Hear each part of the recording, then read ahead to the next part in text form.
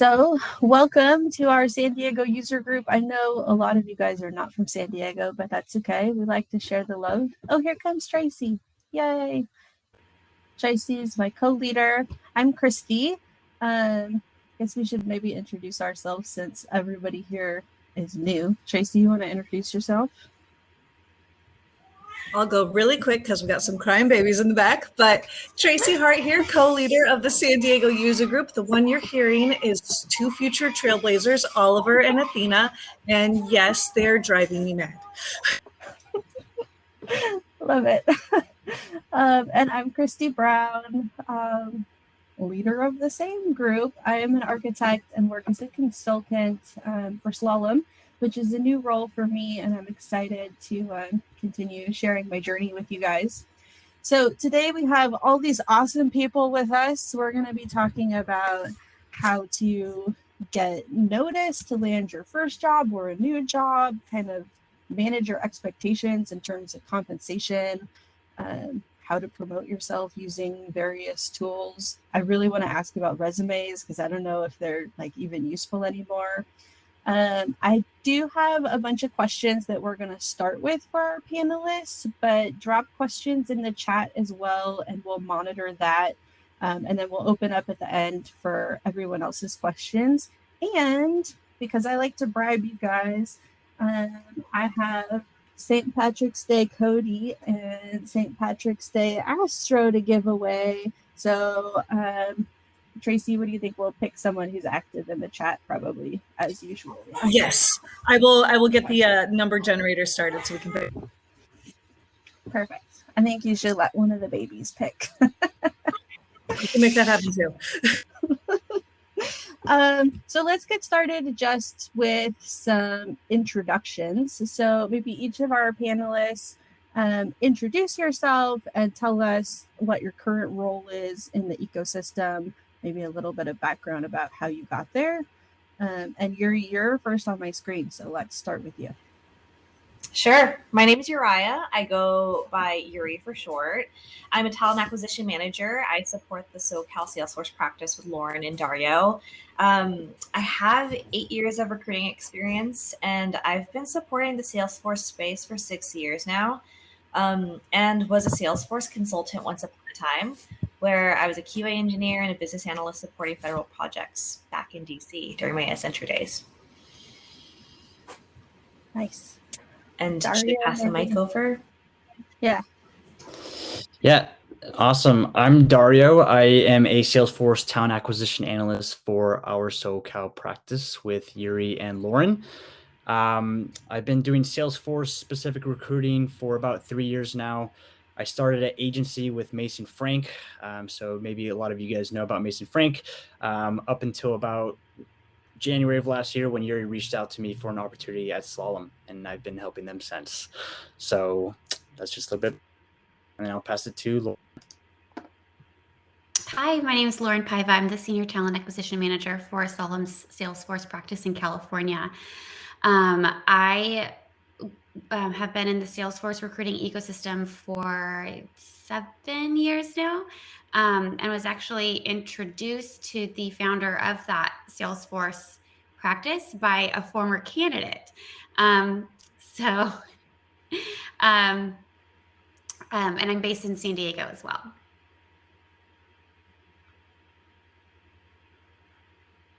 Awesome. I guess I'll go first, or I'll go next. I'm Dave Nava. I'm a lead solution engineer with Salesforce and a military trailblazer. I've been in the ecosystem about 3.5 years. I started out while I was still on active duty in the Navy as a volunteer for a couple different veteran-focused nonprofits while I finished up my career. And then when I left the military, I started as a junior solution architect with PulseSource. I worked in that capacity as a consultant for about a year, and interviewed with Salesforce for a solution consultant role, which I got, and then worked for them for about 7-8 months before I moved over to my current team, which is solution engineering with global public sector. Awesome. Am I on mute? No. This is amazing. So we have so much experience here. And just a little bit of background why we're having this panel. A couple months ago, we did the I Am Remarkable workshop led by Google. And it was all about, how to promote yourself and why self-promotion is important and empowering. And we left that workshop kind of like, well, how do we actually do it? And so want to talk to you guys about how we promote ourselves, what are the tools that we use to do that, and then kind of what does that get us along the line. So I think my first question is, you could make Twitter or LinkedIn, at least for me, probably like a full-time job. But how should we best be utilizing those tools or other tools to, one, promote yourself, B, network, and C, I don't know, get a job, I suppose. Whoever wants to take it first. I'll go ahead and take that question. I would recommend that you approach LinkedIn like it's a living, breathing resume. It's just as much of a search engine as it is a social media platform. So the words that you choose in your profile do matter. And I highly recommend that you not only have a complete profile, but you optimize it as well. There's different ways that recruiters search for candidates using different like search and filters within LinkedIn. And so it behooves you to make sure that you're covering all your bases, including not only like just general keywords in the body of your text that describe the nature of your role, but also I would recommend you like including the certs that you have, the industries that you've worked in, and any organizations within your company that you've been a part of. And I say that because Solemn has a big focus on inclusion, diversity, and equity. So if and we want everyone to have to be equally represented within the company. So we might be running a search for female engineers, and so words like she, her, or like if you are part of an organization or an ERG group within your previous company, then you would come up in that search. And then also determine like the keywords that you would want to use to, in the body of your profile. Make sure that you're using that in your headline, as well as your job title, summary, and job descriptions. I would also recommend that you customize your public profile URL. I've seen people often customize it to include Salesforce in it as well. Whenever you're able to demonstrate that you're fully bought in to the Salesforce ecosystem and this is something that you're passionate about, that always really stands out to us, because obviously this is an in-demand skill set and you can make good money in this industry. But first and foremost, we want to we care about finding people that have a passion for what they do.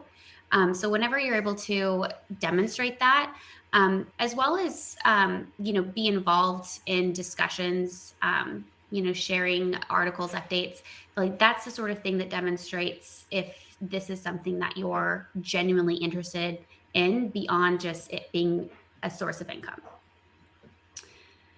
Also provide links to past projects, and then podcasts and YouTube videos if you've ever appeared on those. I am not a Twitter user, so Yuri, if you have any recommendations, definitely feel free to go on mute. But if you do use a Twitter account to talk about Salesforce related topics, you could link that as well. Just be very careful that to keep it professional, keep it polite, since Twitter is technically a social media platform. Yeah, happy to add my 2 cents on Twitter. Personally, Twitter is my favorite because it's a little bit more human and because people are seen as who they are versus their profession and through that lens. Personally, it just gives candidates, I think, the opportunity to see, it gives me an opportunity to see candidates for who they are and also for them to see who I am, not just as a recruiter. So they don't have to impress me or feel like they have to negotiate, because there is a little bit of entrance into my life through that sense. And I think it's a place where opinions are truly your own. You can be honest. It is a safe space. Obviously, like, don't bash anyone or don't talk bad about, companies or anything like that, as Lauren mentioned. But I think it's a great place to really show the work, show what you care about. I know there was a thread the other day. It was like, that kind of gave me insight into who is great, who's not great, but like that talked about how MVPs aren't always the nicest people. But I'm not trying to like shed a negative light on that, but that's not insight I would get on LinkedIn. And it was just like interesting to kind of see that culture, if you will, within the Salesforce MVP landscape. But yeah, personally, Twitter is my favorite. Love it. Obviously, just be careful with what you share and don't talk too negatively, but it is a good place to share who you are there. Awesome. Thank you. Dario, I feel like you're probably... Oh, sorry. Go. Oh, yeah, no, sorry. I was going to say, I always take a process kind of approach to how I utilize Twitter and LinkedIn. I think each one adds a different component to your brand. And so to Yuri's point, Twitter definitely adds the personal touch, whereas LinkedIn is the professional touch. But whatever social media network you're using to brand yourself, I always focus on 3 key areas. And, Lauren talked to one of those, which was having a quality profile, which is absolutely key, right? Because that's what the recruiter's going to see when they're looking for you and at your profile specifically. And so, the other thing is quality network, and then generating quality content. So just to touch on each one briefly, if you don't know how to create a quality profile, to Lauren's point, you definitely want to, when someone looks at your profile, you want to be associated with a profession that you're either in or you want to be in. And so you can look at other Salesforce professionals like myself or others and borrow, not necessarily, the words, but definitely borrow the format and the gist of their profile to create your own. If they have a Salesforce background picture, use that. If they've got emojis in their headline and, and it pops, then, borrow that technique. With regard to the network, you should be connecting with 10 to 15 people every single day, but they need to be industry relevant connections. So folks that are actually where you want to see the content in your feed. Because if you're connecting with just anybody, that content's going to pop in your feed. If it's not helping you professionally, then it's kind of, it's a waste of your time on the network. So make sure they're Salesforce relevant. And then when you're sending those connection requests, try to personalize them, send them a quick message so that it's not coming from nowhere, and you'll have a higher acceptance rate for those connections. And then lastly, only 1% of folks actually post content on LinkedIn. So if you can generate content and build a following as a thought leader or as an emerging thought leader, it's a great way to highlight yourself and differentiate yourself from maybe the other candidates that are looking for a position. And that builds that full up-round profile. And because if you think about it, you can have this awesome profile that's beautiful. You can have a huge, robust network of 15,000 people. But if you're not posting regularly, you're never going to pop in their feed and they're going to forget you exist.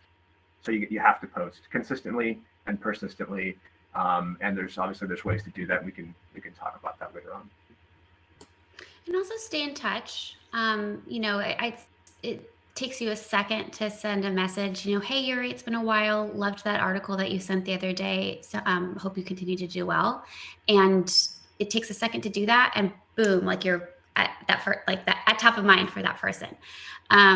Or even commenting on content and articles that your network is sharing, and just show that you did take the time to read what they had to put out there and that you did find value in it. I would piggyback on that to say, at a certain point, you get several thousand people in your network and you may not have time necessarily to comment on everyone. So that's when you have to be strategic in who you comment, which posts you like, which posts you comment on, and which posts you share click on the share and share it, and then attribute that to the author. The strategy that I use is I will focus on thought leaders that I follow that have a large following, because if they're following, if a lot of folks are following this person, then it makes sense that if I repost what they post or if I like their post or comment on it, that a lot of people will see it. So that helps you with your brand. And then those people who are influential are much more likely to like your posts, which, because of their network, will help you build yours and get more notice to the content that you're generating. We have like 1,000 questions already in the chat, so I'm just going to start asking them. I'll ignore my list for now.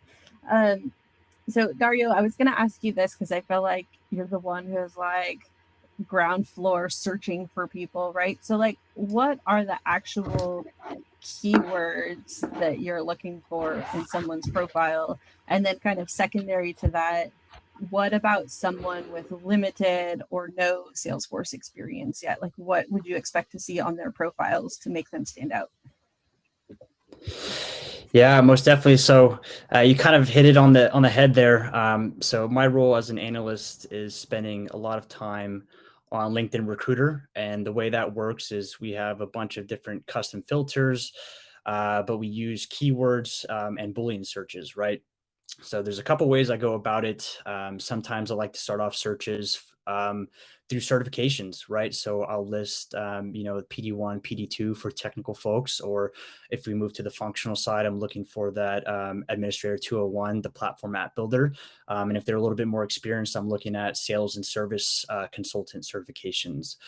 But it's important to note that the way that works also, it's all an algorithm, right? So the more that let's just say I have Salesforce in my keyword search, and the more times Salesforce is listed on your profile, the more likely you're going to pop up on my search sooner, right? And it's important to kind of get through, I would say, in the first 5 pages of my search, just because after that it kind of gets diluted, and then it takes a little bit more time to really look at profiles. But if we want to talk technical candidates, again, PD1, PD2 cert, do you have a computer science background, or did you take some type of coding boot camp, right? Just because degrees aren't necessary to join Slalom. Are you a front end, back end developer? Are you working with Apex, Lightning Web Components? But most importantly, what clouds, right? So our local team specialized in sales, service, and communities cloud, but maybe you've touched marketing or velocity, right? So if you have those extra certs, it's a little bit more incentive for us to reach out. And I've seen, what are some of the keywords for the functional side there. So for slalom candidates, I'm looking at, end-to-end implementations. How big was your team? What were your responsibilities? Were you part of the initial discussions, or were you given tasks by an SA or maybe a senior admin? How many users was that organization? Did they have, was it 40 users, or was it several thousand? And again, to just list the clouds. And when it comes to LinkedIn profiles, I'm sure most of you guys have seen this before, but it does have the open to feature now. And from a sourcing perspective, I know that you guys can change it. That you're maybe passively looking, or that a recruiter should reach out to you. But anybody that has a LinkedIn recruiter license will see that you are open to work, or maybe passively looking. And it's just another incentive for myself to reach out and maybe just engage with you. As for junior talent, I've seen, what people are looking for admins. So I would say, customizing profiles, dashboards, reports. Are you using Process Builder? But if you're, very junior, put your Trailhead account on there. I still look at it. I recently just found a candidate. He included his Trailhead account, as well as I think he had a couple YouTube videos, and I'd spent some time in watching that, and it really just intrigued me. And he's joining this Monday. But just anything to make you stand out. Just because the way I said this on a recent call lately, but if you have a LinkedIn profile, but you're not active, I compare it to, if you have an Instagram or Twitter, right? But that person that follows you doesn't have a profile picture, or maybe doesn't post often. So when I'm looking at this LinkedIn profile, I'm like, well, I don't know if it's real, or I don't know if it's fake, but it's really important for me, just because I think someone mentioned it in the comments too, the way that you can look at someone's activity on Twitter, you can also do that on LinkedIn too. So if you catch my eye, and I think, I should look at your profile, I'll also look at your activity. So I'll see what kind of posts you're engaging with. As David said, are you engaging with people in your line of work, in the sectors that you want to work in, or are you engaging with Slalom employees too, right? A lot of times we have some great updates, and if you're interested in our company, it's even more reason for me to reach out to you. Awesome. Would you say that you spend the bulk of your time on LinkedIn? We have another question that says, I am not on Twitter. Should I be? Does it seem odd if you're not on Twitter, if you're looking for a Salesforce role? No, I mean, like Lauren, I don't have a Twitter either. So Yuri is kind of our Twitter expert here. But I will say LinkedIn Recruiter, when I'm sourcing, I also use another tool, but I'll say LinkedIn Recruiter is probably 80% of my time looking at LinkedIn profiles. So, and I think Lauren also mentioned, it should be a digital profile of your physical resume, right? So hopefully it's very similar. Hopefully that answers your question. Yeah. I would add. Yeah, I would say the Twitter's not going to be a detriment if you don't have one. It's not one of those things that you can set and forget. You would have to put in the time and effort to make it worth your while if you wanted to get something out of it. And if you just don't have that capacity, there's no need to spread yourself even thinner. Awesome. David, were you going to say something to you about that?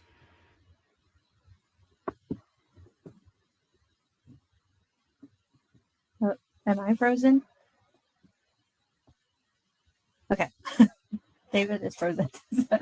We'll come back.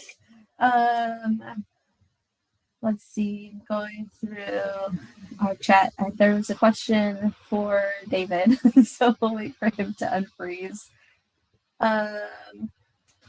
Dario, you and Lauren, I think all of you mentioned resumes, and that was going to be my favorite question. Like, what actual role does a paper resume or a PDF resume have in the hiring process these days if everything's already on LinkedIn?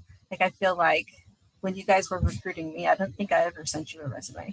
so how does that function now? Yeah, so I can start us off, and then Yuri and Lauren, if you have any additional opinions. But I was going to say it's a very generic answer, but it depends on the company, right? If they're a little bit more traditional, sometimes they will want to see a resume. But for companies like Slalom, it really depends on, if you have an active LinkedIn profile, and then after that, your recruiter is your best friend, right? So we get to kind of understand the soft skills or maybe responsibilities that aren't listed on your resume. And we can kind of vouch for you when we're trying to put you through interview rounds with our senior consultants and our interview teams. But I'll say, again, it depends. I know some, I was working at agency, they would require a resume, some of the end users, and they wouldn't even get an interview if they didn't have a resume. But again, hopefully your resume is basically, or your LinkedIn is basically your resume. It's just an online version that everyone can see publicly. Yeah, and you could parse your LinkedIn to become a resume if needed. I think it really depends. I think it's always safe to have a resume just in case, especially if you're starting out and embarking on a new career search. Let's say you are active in the community, you're a well-known person, we know who you are, you come through a referral or anything like that, then I think, there is leverage to get through the process without having a resume. But it's always safe to have a resume. David, you're back. Yay. Sorry about that. I had an unstable connection. So at the risk of repeating what was already said, on the subject of Twitter, I look at it as a free way to get extra exposure for your personal branding campaign. Because if you notice that when you post on LinkedIn, you can select an option to post on LinkedIn and Twitter. It requires no extra work, and that's automatically going to put out your message to whoever's following you on Twitter. And so it's a very easy way to expand your message through another social media network. Nice. I have another question for you, David. Someone says, well, all of you guys said you have to have an active LinkedIn profile. You have to write content. You have to develop stuff. So how does someone go about doing that? What are their tools? How do you pick your topics? How often do you need to post stuff? Whatever else you can think of. Yeah, so I've got some rules that I kind of coach people on when they're trying to get into content generation, because it can be intimidating to start, sharing things with hundreds or even thousands of people if you've never done it before. And so I always tell people to start small, use the crawl, walk, run methodology. So at the crawl phase, a great thing that you can use to create posts is a simple question. If you have a question about personal branding, about study techniques, about how best to pursue an admin position, the Trailblazer community loves to help people. And so you're going to get answers to your questions. And so at the walk phase, after you spend some time on social media, you can then begin to share other people's posts or to pull snippets from things that people have written and share them with a larger group. Always attribute the original source, obviously, and give them credit and thank them. But a case in point could be like when the new release comes out. You could share some snippets of your favorite functionality from the release notes. And because people don't always have a whole lot of time, they'll appreciate you providing a concise summary of what they didn't essentially have time to read. And then at the run phase, after you've been doing that for a while, you can generate your own content. Maybe it's something interesting you learned about flow when you were creating a flow for a project. And you can always obviously mix in those different types of posts throughout. And then I would just say, be intentional. So think about your brand and how you can add value. And how you can add value is looking for gaps in what's covered in social media. So if you spot maybe there's a topic that no one else is writing about, you can be the person to write about that, and people will read about it. And so sit down with yourself, think about what you want to generate, and then schedule time in your calendar on a daily basis or weekly basis, how many times you feel like posting, to come up with your post and then to push it out at a specified time and date. And obviously there are better times and days of the week to get higher reach. And you can Google those and you'll be able to find those. If you're posting midnight on a Saturday, you're not going to get as many reactions and views. And then the last thing I would say is just be iterative, right? So your first post may not hit. So go back to the drawing board, look at maybe why. Maybe it's your network and you have to plus up your network, or maybe you pick something that was already covered down on quite a bit. So always be willing to shift and look at what you're posting. And over time, you'll get a feel for it. You'll know the days, the topics, the hashtags to use, who to @mention and when. And it's a skill, and you'll get better at it, and you'll be able to improve your reach that way. I would just like to say that I love reading posts at midnight on Saturday night. Yeah, you would be the anomaly, Christy. I get notifications from you that you've liked my comment at like 2 a.m. Sometimes I can't sleep. Probably for one of the talent acquisition folks, do you look for soft skills other than Salesforce certs? What soft skills are the best, and how do we talk about them on our whatever profiles, resumes, etc.? 100%. Not only is partly because that's a big part of consulting, but also as you look at all the other careers within the technology landscape, I think that soft skills are probably the most important in Salesforce, because your stakeholders as well as your end users are often non-technical. So some of the soft skills that I like to see in resumes, as well as what I try to assess in interviews, is that passion for Salesforce.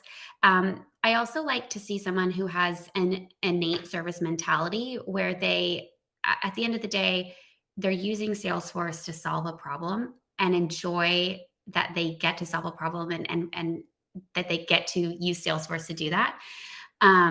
So that could, also be from a resume standpoint, that could be volunteer work. Did you do some nonprofit Salesforce administration? And then obviously communication skills. I'm not a technical person, so it's important that as someone's explaining their job to me, that they're doing it that they're being mindful of their audience, because that also is indicative of whether they're going to be aware of the client audience as well. What else, you guys? What are some other things that you guys look for? Something personally that I think we look for, especially here at Solemn, is how we can tell a candidate cares for the community. Naturally, a lot of the work that we do is towards bettering the community that we live in, the market that we live in. So I love to hear how candidates are involved within the community, how they help people, the community, volunteering, just anything interest, any kind of interest with the community. It always ties back to the reason why you do what you do. And I want to piggyback off Lauren. A lot of times in my calls, I set the precedent of saying, hey, I'm not technical by any means. And when I say that, a lot of times really looking for if a candidate is able to explain what they do on a day-to-day. by basically saying, hey, I know nothing, like, but although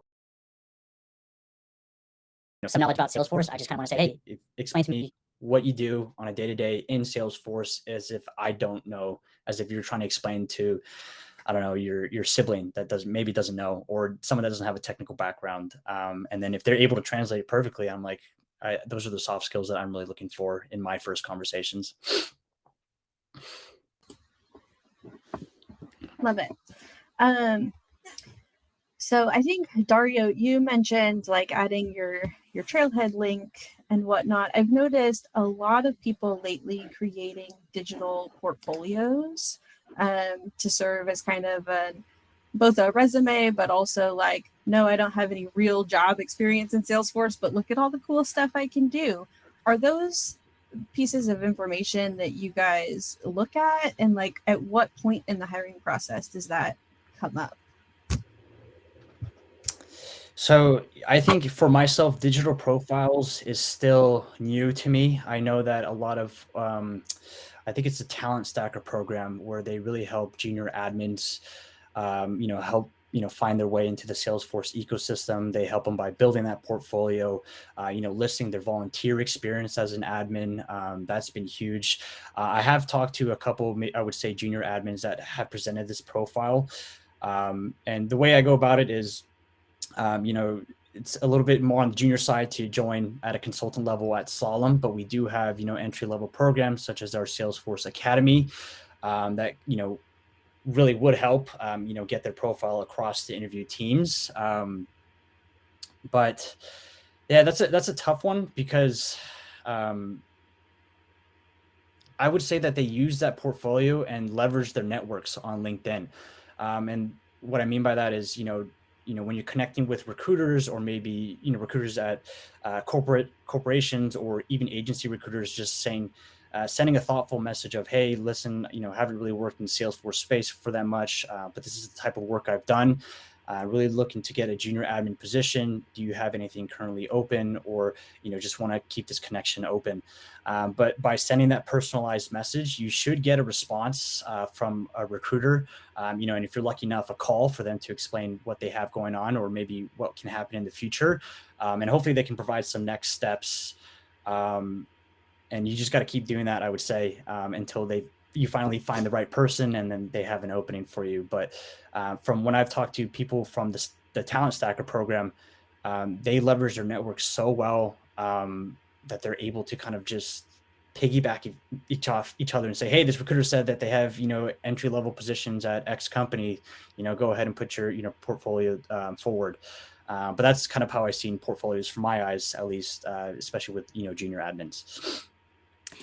And portfolios are great. And if you do choose to lean on that in lieu of experience, I would recommend demonstrating that you are capable of setting out and solving a specific problem, albeit fictional. If it is like a mock case study, you're still showing that you can identify the issue, and you know how to leverage Salesforce to solve it, versus creating something in Salesforce for just the sake of creating it.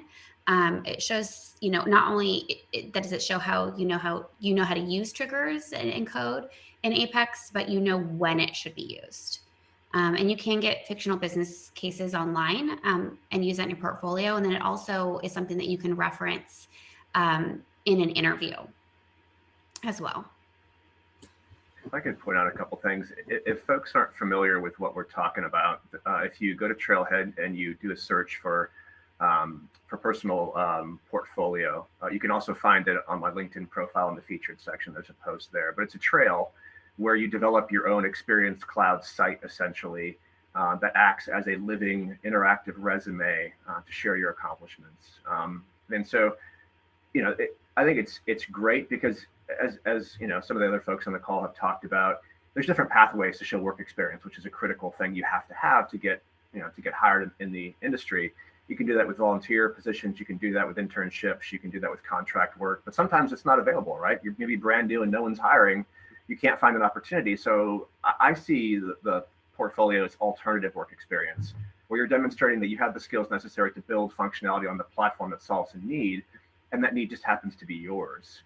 And so whether you know how to code or not, you can certainly incorporate Apex and Lightning Web Components if you have that skill set, but you don't have to.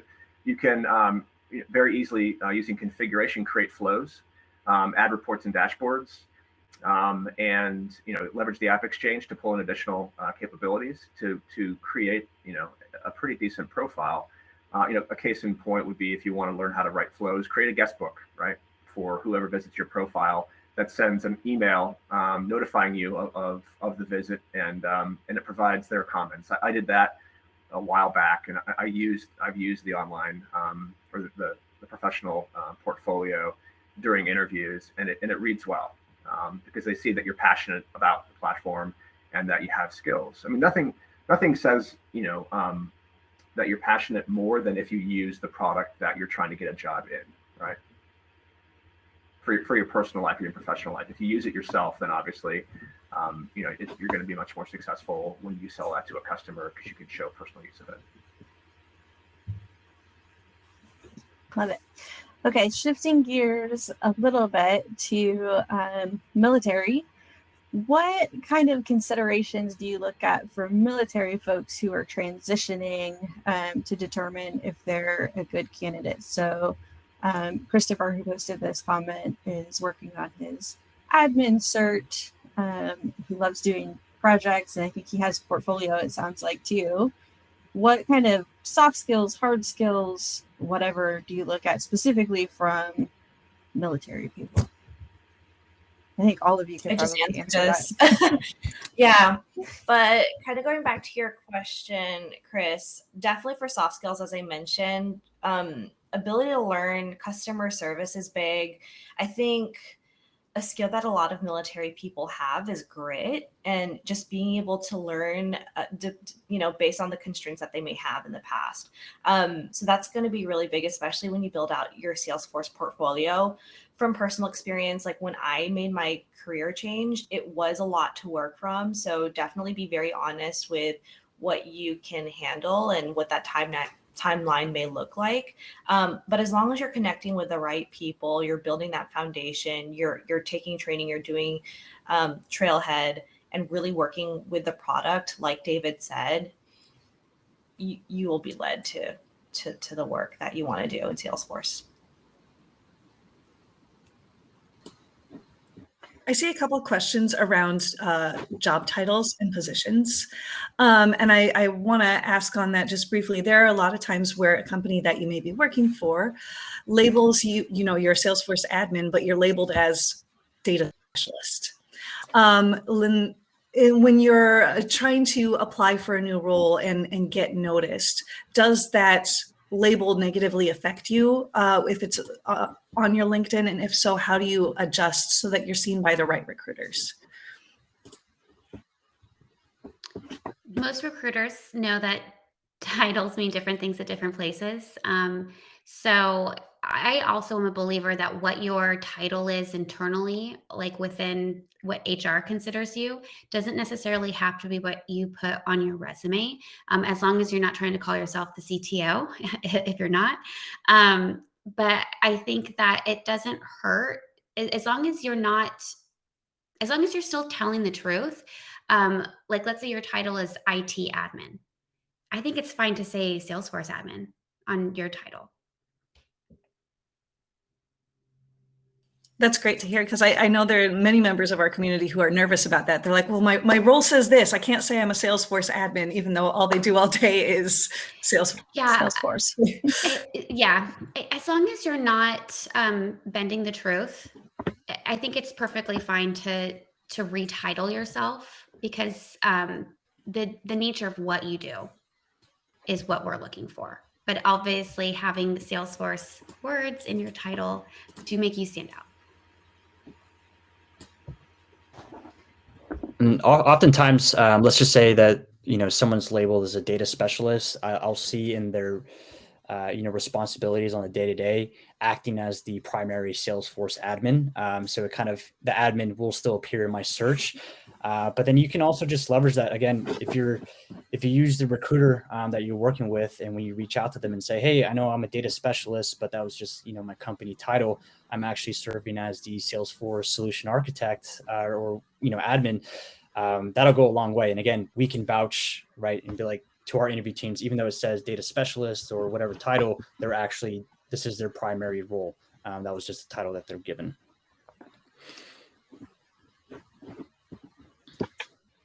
I have a question about kind of the timeline of getting hired. So I see a lot of stories online of, I studied for a week and then the next week I got my admin cert and the next week I had, a job. I was making 100K. Like, I feel like we're setting people up for disappointment and not managing expectations very well. So what is like a reasonable timeline for entering the ecosystem and getting a job? And then the second part of that, what are compensation expectations for someone both entering the ecosystem for the first time at like a more junior level, or, someone switching jobs after a couple of years of admin experience or something? That was a lot of questions. Sorry. Can pick any one of them. I can answer. And personally, I went through this when I switched from recruiting to consulting. And it was a career change. I think it really depends on many factors. Your network, your learning curve, and then obviously portfolio of experience or the company that you're working for. So for me, I had networked with people I hired in my leadership. They were all Salesforce PMs, and the people I hired were all Salesforce folks. So they knew my experience with recruiting and saw that I was great with stakeholders and knew the value in managing expectations and customer service within the Salesforce realm would be important as a business skill. But I would say my learning curve was super steep just because I was starting from scratch, never used Salesforce in my life. I networked with the people that I hired to get study materials, took training classes, bought webinars on webinars on webinars, and really built a support system with everyone within the Salesforce ecosystem. And I think that's why I love Salesforce, because everyone is so nice and cheers you on. And try to just like soak myself and learn as much as I could just to get my admin cert and just to get a position on the delivery team. But like, even then, like when I did get the job to be consultant, I still didn't have that like on the ground experience. So I had to be put on projects to get that experience, where I started as a QA because I saw the process, where I was able to really see the process through, and then got on a project as a BA. A business analyst. As for compensation, I think it just all depends. Like if you're early career, if you're a university student, your compensation range is going to be different than the situation that I was in, where I was a little bit more experienced and I had some years of experience under my belt, but I was just translating that into Salesforce. So I think it depends really, whether it's like an early career compensation range versus someone that has years of experience. And, I wouldn't like discredit your years of experience at all, because you take that experience with you when you go into Salesforce. And other things like whether you're technical or functional come into play, as well as if you are a subject matter expert on an in-demand product like CPQ or Marketing Cloud. Certain clouds can warrant more. Mm-hmm. As for timeline, I think it depends on your foundation and time commitment to learn Salesforce. I can't give a solid timeline, but if you have a solid foundation and can commit to learning Salesforce, I would say give yourself grace. And then personally for me, it took me 1.5 to 2 years. Like I failed my admin twice before I got it the third time. So like Christy, what you say, like people say and have these success stories. I don't know how they did it. Some people do it, but not a lot of people talk about how they failed their certifications or how they got rejected. Like it took me a really, really long time. It wasn't just because I had the connections. I'd like to offer kind of a process-based approach, because that's kind of the guy that I am. So I think when you look at what you need to be successful really in any industry, but especially Salesforce, I look at it like a triangle. And I call it the Salesforce success triangle. On one side, you have education and training. On the other side, you have work experience. And on the third side, you have personal brand. And so you have to be able to work on each one of those legs of the triangle at the same time. The education and training, right, is that theoretical knowledge to do the job. but then you also have to be able to have practical knowledge of actually using that theoretical knowledge in a given business problem to show you can do the work. And that's where work experience comes in. And then you talk about it and you announce it and you share it, and that's the brand. And so with regard to timeline, it depends, right? If you have a lot of free time and you have a very strong work ethic and you put everything, all the time you have into working on those three things at the same time, you can, very quickly upskill, get work experience and build your brand. I've seen people do it in 6 months, from not doing anything about Salesforce to being hired into a 6-figure salary in 6 months. Is it the norm? No, it's not. But is it possible? Sure, absolutely. In my own personal story, I had 11 months to do it. And I took every minute of that 11 months, but at the end, I got hired into a 6-figure role with a platinum consulting firm.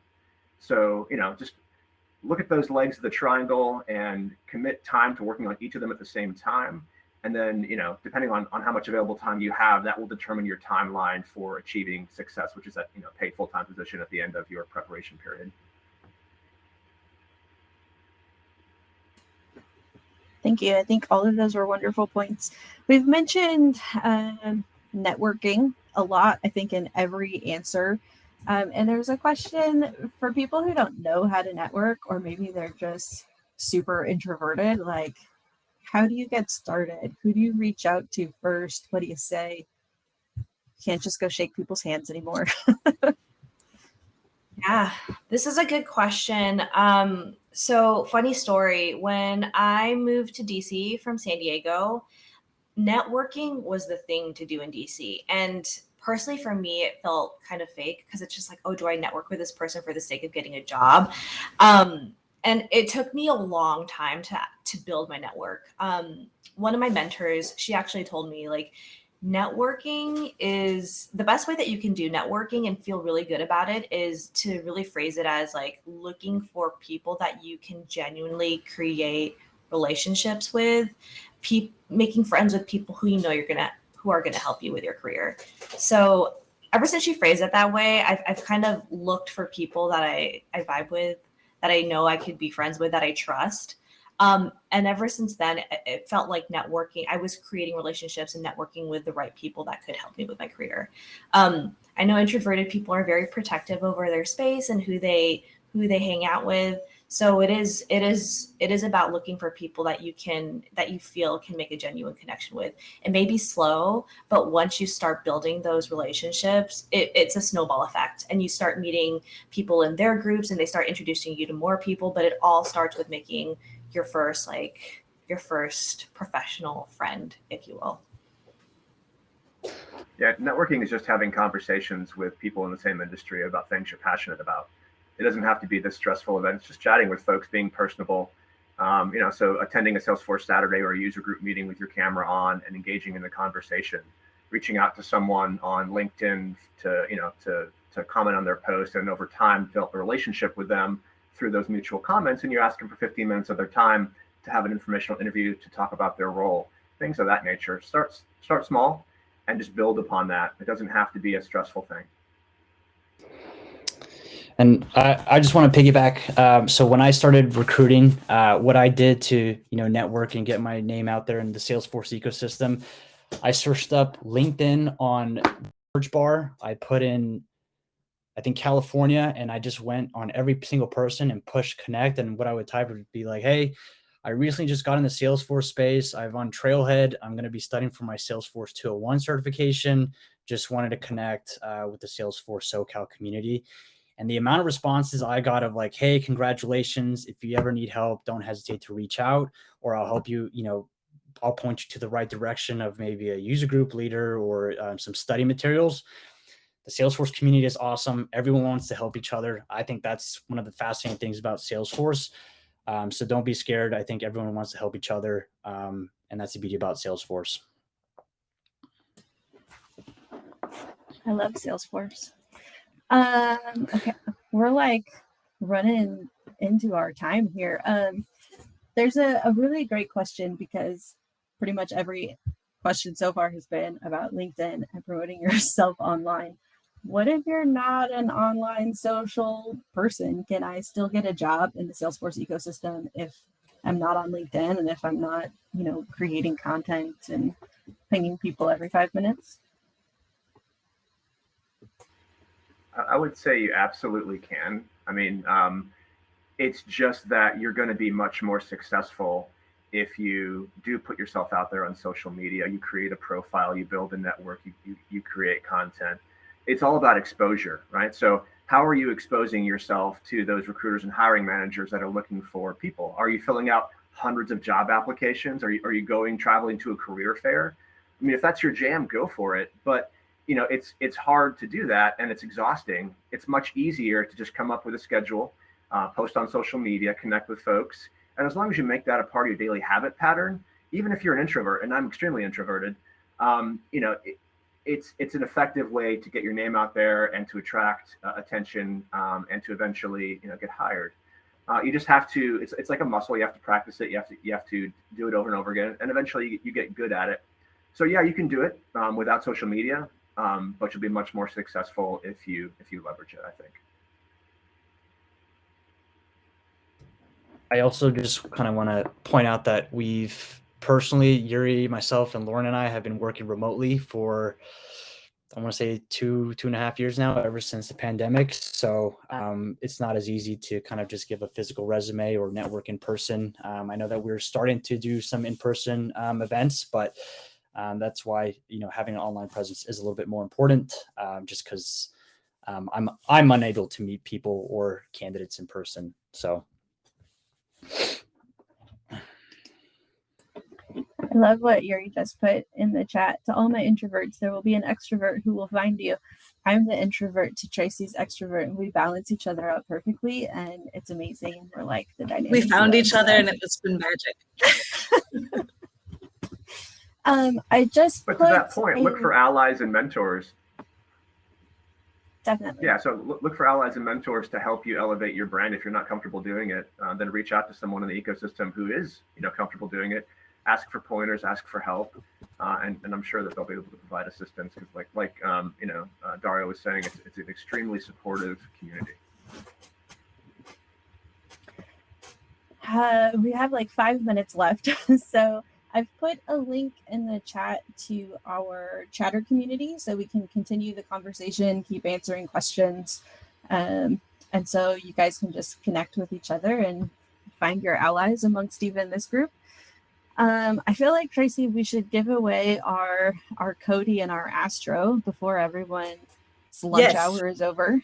I already I spun the wheel, so I got it. You ready? Okay. All right. Cody. For the Cody. If I mispronounce your name, I'm really, really sorry. Ian Cranfield? You just won Cody. Woo. Okay. And Astro? Jamie Barrio? Yay! So if the two of you guys, let me put it really fast in the chat here. CGL.com. If you send me an email with your addresses so I can mail these off to you. I don't have access to any of that actually as a group leader. So shoot me an email. Yuri's putting her contact information in the chat too. We don't have anything listed for next month yet, but we always have a meeting on the third Thursday of the month. So I'll get it posted, I promise. I do already have the meeting for May posted. We're going to have another guest speaker who's going to talk to us about how to approach being an admin with a product manager's mindset, since admins are kind of, mini owners of their orgs. So that'll be really awesome. So join us for that if you haven't registered already.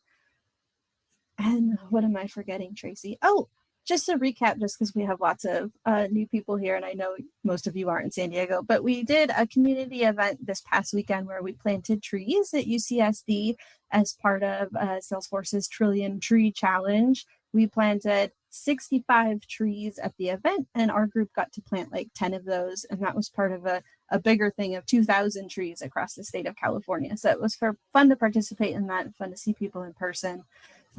So hopefully we'll continue to do volunteer events like that, like our Austin Beach cleanup that we did a few months ago. So maybe like once a quarter things. it's a good way to get outside and be in person for once, without, having germs or whatever. So are we done? Thank you so much to all of our speakers. Yeah. That was amazing. Thanks for having us. And thank you everyone for all of your great questions. Let's all connect And and have a very together. safe St. Patrick's Day. Yes. Don't get pinched. Yeah, there All we right. go. Thanks, everyone. Thank you, everyone. Thank you.